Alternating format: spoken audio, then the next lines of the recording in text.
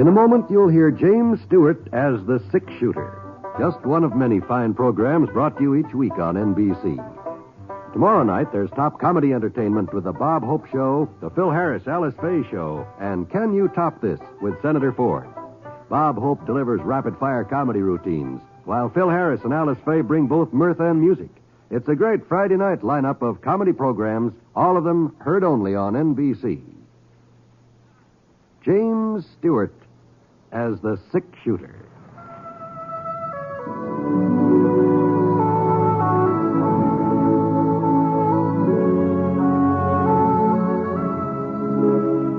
The man in a saddle is angular and long-legged. His skin is sun-dyed brown. The gun in his holster is gray steel and rainbow mother of pearl. Its handle unmarked. People call them both the six-shooter.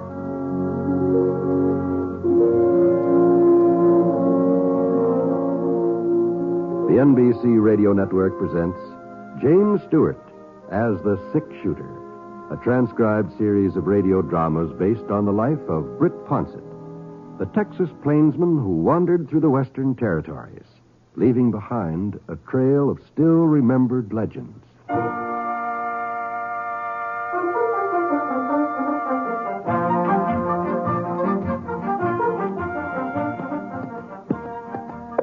We weren't exactly lost, Scar and me. Well, not completely, anyhow. I had a sort of a general idea of our whereabouts, but I must have taken the wrong turn back at Glen Forks, where we'd have reached Minton by now. The trouble was I'd never covered the southern part of the state before. So for the last half hour, I sort of kept my eyes peeled for a ranch where I could get my bearings. Hadn't spotted any signs of civilization, though. There didn't seem to be any settlers along the trail. And when I finally did come within sight of a house, I almost missed it. And Scar, he didn't. He was thirsty and he could smell water. What's the matter, boy? What's the matter? What? Oh, there it is. Oh. It was about a quarter of a mile east, nearly hidden in a clump of cottonwoods, a large, rambling, two-story building, sort of gray-colored, like it had been white once and needed a coat of paint.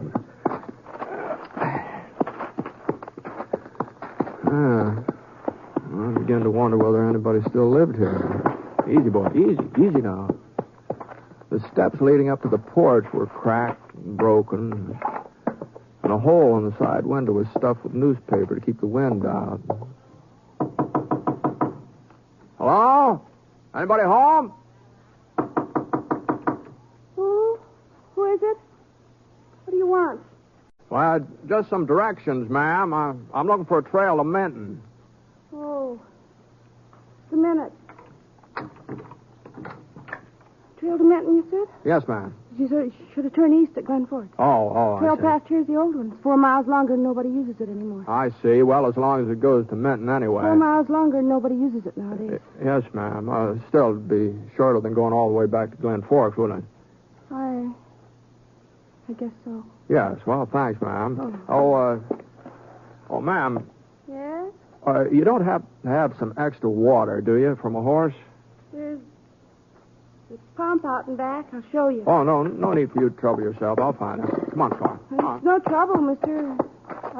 Ponsett, ma'am. Britt Ponsett. Ponsett? I think I've heard my husband speak of you. Oh. You can use that bucket. Oh, here it is. Thanks. We've had a dry summer. Very dry. It may take a while for it to start drawing. Sure. Britt Ponsett. Yes, I'm certain the general mentioned your name. The general? I'm Hannah Guilford. General Guilford's wife. Oh, well, I'm very pleased to meet you, Mrs. Guilford. Then you do know William. I knew him, yes, ma'am. I knew him when he was in command of Fort Clark. That was a couple of years before he... Fort Clark. I wasn't with him there. William thought it would be too dangerous. Indians. The general will be very pleased when I tell him to stop by. He's taking a nap now, and I'd hate to wake him. But if you're going to be in Menton, well, perhaps some other day. But I don't quite understand, ma'am. I thought that, I mean... You don't believe me, do you? You're like all the others. You think he's dead. You think the Cheyennes killed him. No, Mrs. Guilford. I tell you, he's alive. General William Guilford's still alive. Well, Hannah Guilford wasn't the first woman to get rocked off balance by the shock of her husband's death. I was kind of surprised that she wasn't over it by now. It's been 5 years since the massacre at Red Hills. 5 years since William Guilford and his cavalry regiment had been wiped out the last man. Easy, boy. Easy. Oh, you had enough? All right, come on. Anyway, I led Scar away from the pump, and I started to climb into the saddle. Just then, the front door opened again. She looked different now, somehow. Clear-eyed, calm, sensible. Mr. Ponset? Yes, ma'am? I wonder if you'd do me a favor. Well, I'd be happy to, Miss Guilford. I've made a list of some supplies I need from Traylor's General Store in Menton. Would you ask Mr. Traylor to bring them out first thing in the morning? Oh, certainly, ma'am. Here. My husband and I were planning to take the buckboard into town this afternoon, but I don't think he's up to the drive. This way you'll save us the trip. You sure you don't mind? No, not a bit, not a bit. Bye, Miss Guilford. Bye. Don't forget to tell Mr. Traylor first thing in the morning. That's when I want them.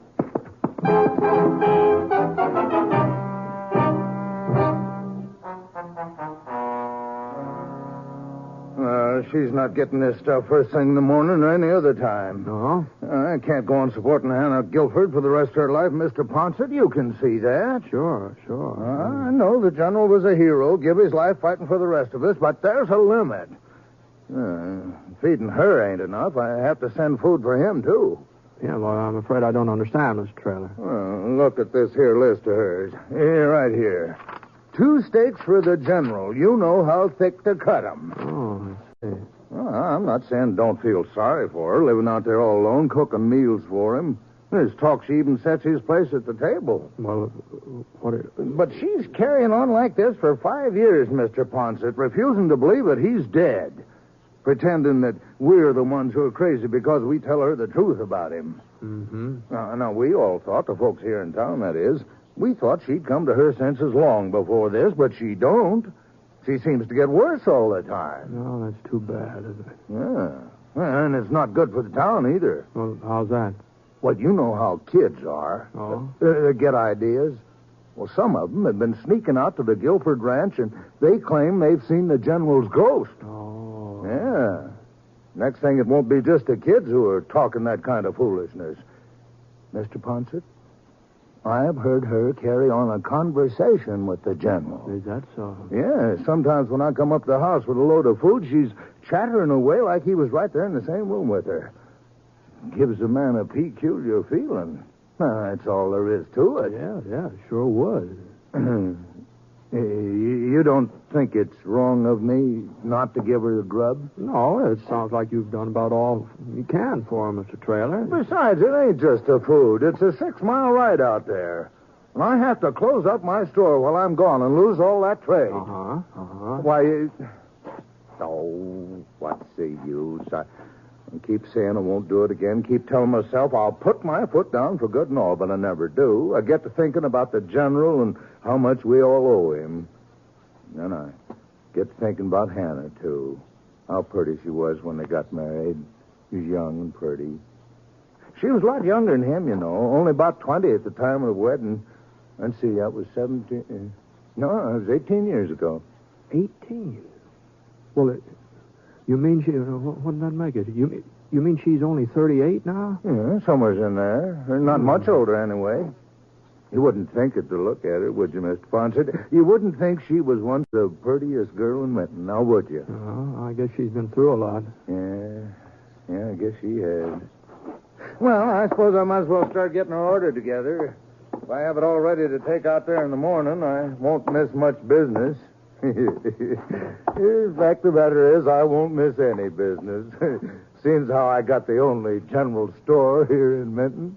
Say, if it'd be of any help to you, Mr. Traylor, I could drive out to the Guilford Ranch tonight and deliver the supplies. No. I wouldn't want to put you out. No, I haven't got anything else to do. The cattle I'm waiting for haven't showed up yet. Probably won't be here before morning. Well, if you're sure it won't be an imposition. No, not at all. I'd take it myself, but after 7 before I close up, and then by the time I had supper, it makes it so darn late. Sure, I understand. It'll only take me a few minutes to fill her order. Why don't you just dip into that cookie barrel there while you're waiting?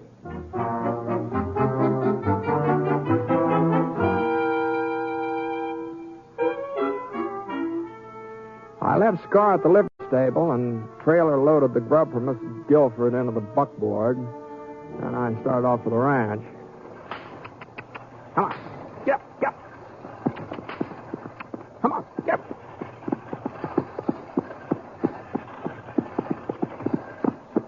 The sun had gone down by the time I got there. It wasn't dark yet, though. You could still see yellow and red over behind the mountains, but the evening star was getting brighter and brighter. Whoa, now. I thought, sure, she must have heard me when I drove into the yard, but the front door hadn't opened yet, so I climbed off the seat, walked up those broken steps onto the porch, and the next thing You can't live on charity forever, will you? Gotta do something about the ranch, sell it, or find some way of getting it in shape again. You got to have money. I figured it was one of those conversations Trailer had told me about, that Hannah was talking to herself, pretending her husband was with her. And I felt kind of peculiar, too, the way Trailer said he felt. And I raised my hand to knock, and then all of a sudden I heard something else. Something that told me I'd figured wrong. Why, it's been 5 years. Don't you think I know how long it's been? 5 years, you call it. To me, it's been 50. Well, there wasn't much doubt about who that voice belonged to, even though I hadn't heard it since Fort Clark. Hannah Guilford wasn't pretending. And she wasn't talking to herself either. She was talking to her husband.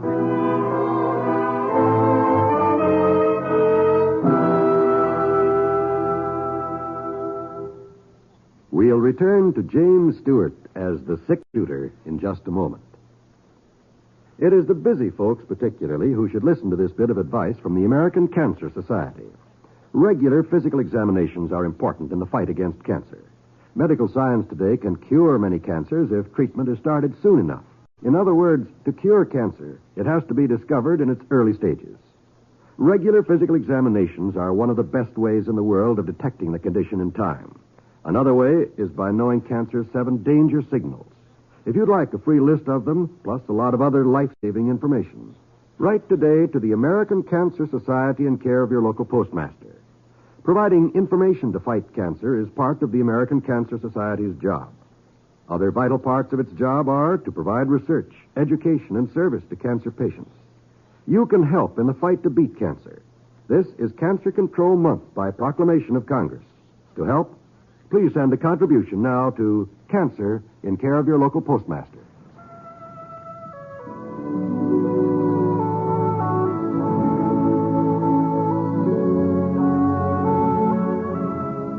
Now, Act 2 of The Six Shooter, starring James Stewart as Britt Ponsett.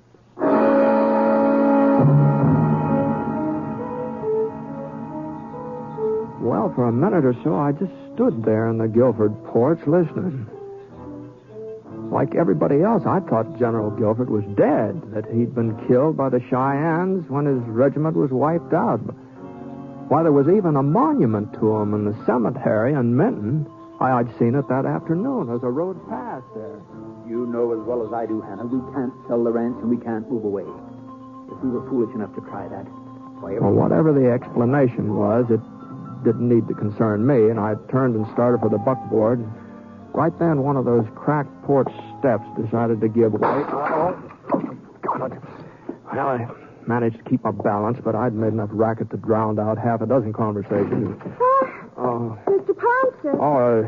Evening, ma'am. What do you want? Why did you come back? Well, I brought the things you ordered from town. I thought I'd save Mr. Trailer a trip. Oh, I told the General you were here this afternoon. I was just talking about you, as a matter of fact. Yes, ma'am, I know. You know. I heard you, and the General. Oh. Here, I'll help you get this stuff unloaded. Never mind. What? Don't bother with it now, Mr. Ponce. Just come into the house, please. Now, look, Mrs. Guilford, I didn't mean to be eavesdropping Doesn't here. matter. Somebody was bound to discover the truth. I thought it would happen before this. I almost hoped it would. This way, Mr. Ponce. Yes, ma'am. I followed Hannah Guilford through the front door. The General was sitting on the horsehair sofa. He hadn't aged at all since I last saw him. Funny, the years had speeded up on his wife, but they'd stopped dead still for him. And when he saw me, he got to his feet and he slipped on an army blouse. And even though the cloth had been patched and mended a dozen times, the jacket was still neatly pressed. It still looked military. Hello, Britt. General? He heard us talking, William. He heard your voice, too. I see. Why did it have to be you, Britt? Well, I don't quite understand. Anybody else? People would say it was their imagination, that they'd heard a ghost. But they'd never say that Britt Pouncett was imagining things. They'd believe you if you told them I was still alive. Oh, you never know what people are going to believe, General. What difference does it make now, William? Somebody was sure to find out sooner or later. Be quiet, Hannah. I want to think. There's nothing to think about. We have to face the truth, that's all. We? I'll stand by you. Always have, haven't I? Yes, my dear, yes. You've been very loyal. But I'm the one they'll court-martial. Not you. Not both of us. Court-martial? The Army doesn't look very favorably on desertion, Britt. Oh? It was an accident, of course. It wasn't intentional. It shouldn't have happened, I know, but my being there wouldn't have made any difference. They'd have all been killed anyway, and me along with them. I see. You weren't at the massacre then? No.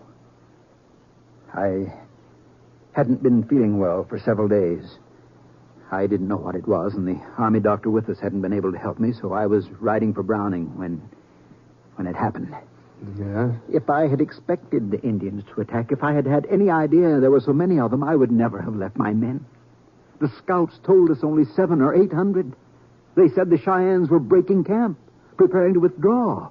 If I had known there were so many, I would never have left. Yes, but I... How do you think I felt when that corporal caught up with me? The only man who escaped the slaughter. How do you think I felt when he told me what had happened and then died in my arms? Yes, well, maybe if he hadn't died, he'd been able to get help. I went back to them, back to my men.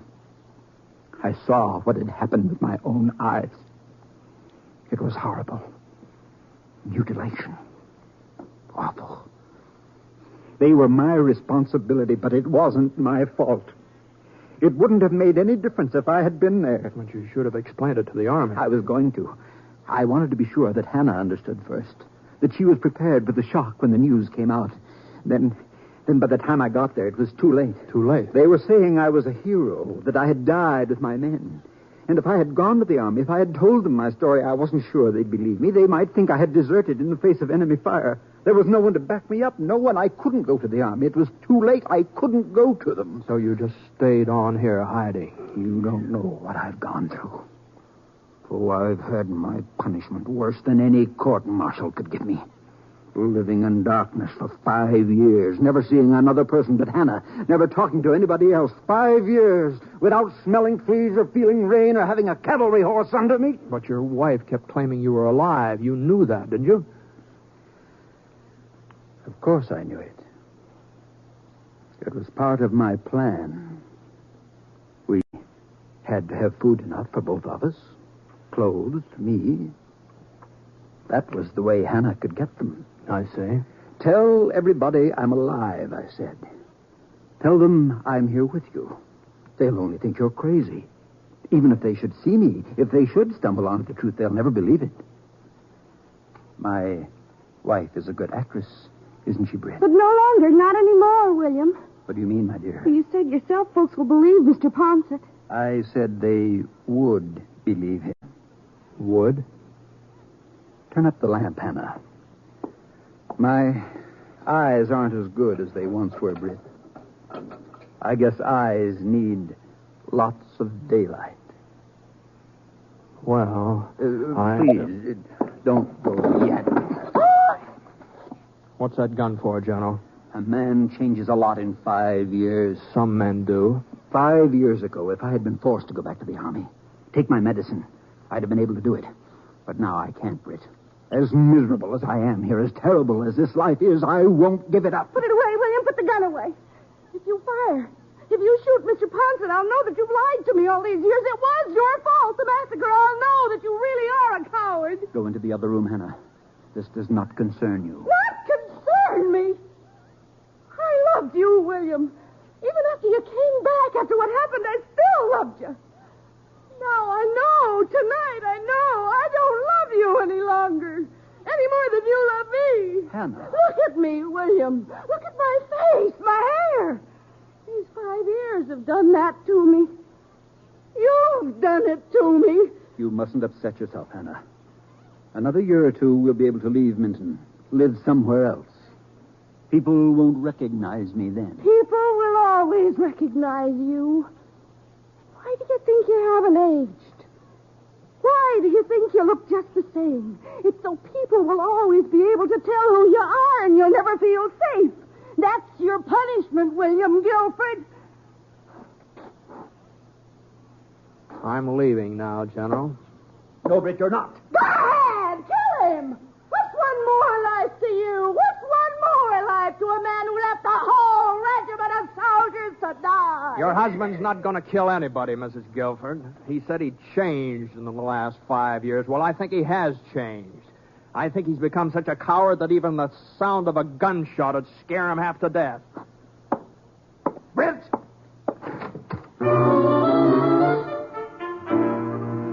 I wasn't being particularly brave walking out in the General like that. You can pretty much tell what a man's going to do when he's holding a gun. The way his eyes look at you. And Guilford's eyes weren't staring at me like he meant business. I started to close the front door, and I just glanced back over my shoulder as I did it. Guilford was walking up the stairs. He was almost at the top, and then all of a sudden he kind of stumbled. Guilford!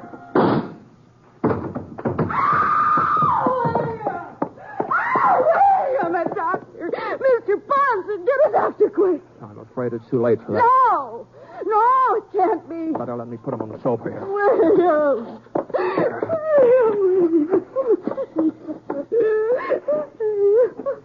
You have any brandy, Mrs. Guilford? Here now. Miss Guilford. Brandy? Yes, ma'am. I think so. On the sideboard. All right, I'll get it.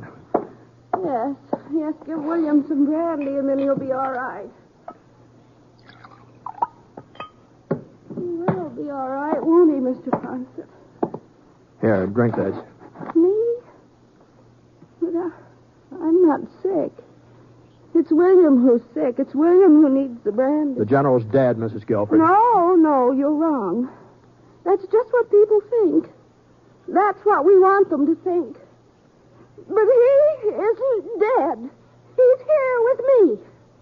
He lives here in this Now, house. you've got to get a hold of yourself, Mrs. Guilford. Why do people keep saying the General is No, dead? come on, get a hold of yourself here. Stop shaking me. Stop it. But I didn't stop. I went right on shaking you harder and harder and harder until I thought you was going to faint. And then, for a second, she went limp and let out a pitiful little moan.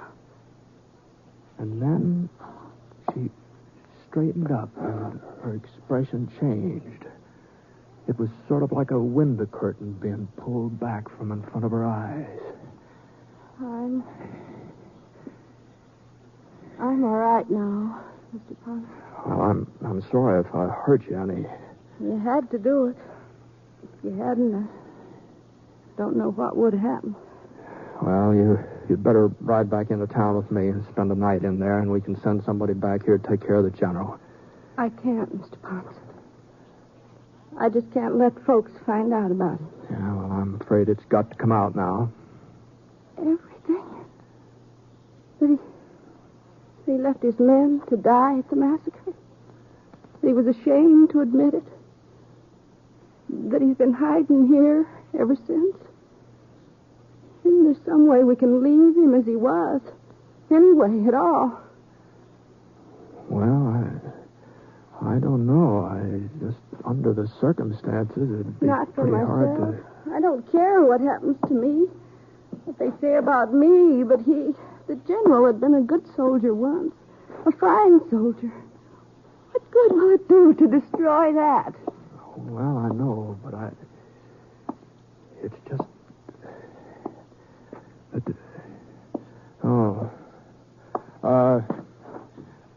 Here, you'd better be careful there, Miss Guilford. What? Well, that table with the lamp on it, you almost knocked it over there. And if the lamp should get broken, this whole place would probably go up in smoke before we could do anything about it. It wouldn't matter. The ranch doesn't mean anything to me. Not now. I could never live here again anyway. Yes, well, all the same, we have to be careful. Fire is very dangerous. Yes, it is.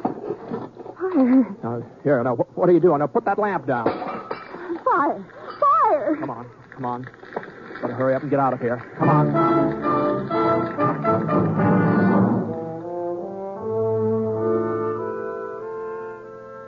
Of course, they found the general's body in the ruins, but they didn't know who it was. And the report got around that it was a tramp who tried to force his way into the house, and she'd shot him. And the fire had been started during the scuffle. And everybody seemed satisfied by that, and as long as nobody asked me, I didn't feel obliged to volunteer any additional information.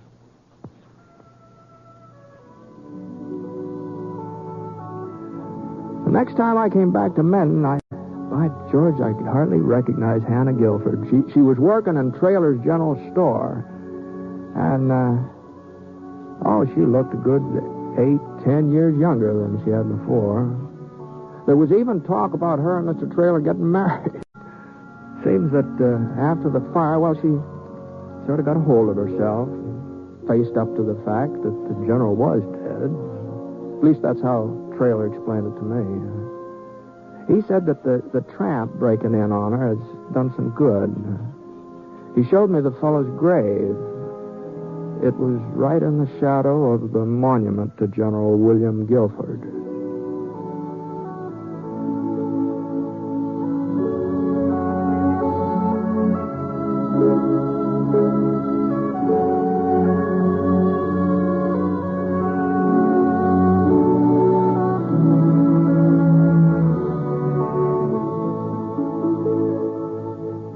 Shooter is a transcribed NBC Radio Network production in association with Review Productions. It is based on a character created by Frank Burt and is written by him. Mr. Stewart may currently be seen in the Universal International picture, The Glenn Miller Story. Others in the cast were Virginia Gregg, Parley Bear, and Robert Griffin. Special music for this program was by Basil Adlam, and the entire production is under the direction of Jack Johnstone. All characters and incidents were fictitious, and any resemblance to actual characters or incidents is purely coincidental. Oh, by the way, you'll be interested in knowing that the 6-shooter has been chosen for broadcast to our men overseas through the facilities of the Armed Forces Radio Services. This is John Wall speaking. Tonight, play Truth or Consequences with Ralph Edwards on the NBC Radio Network.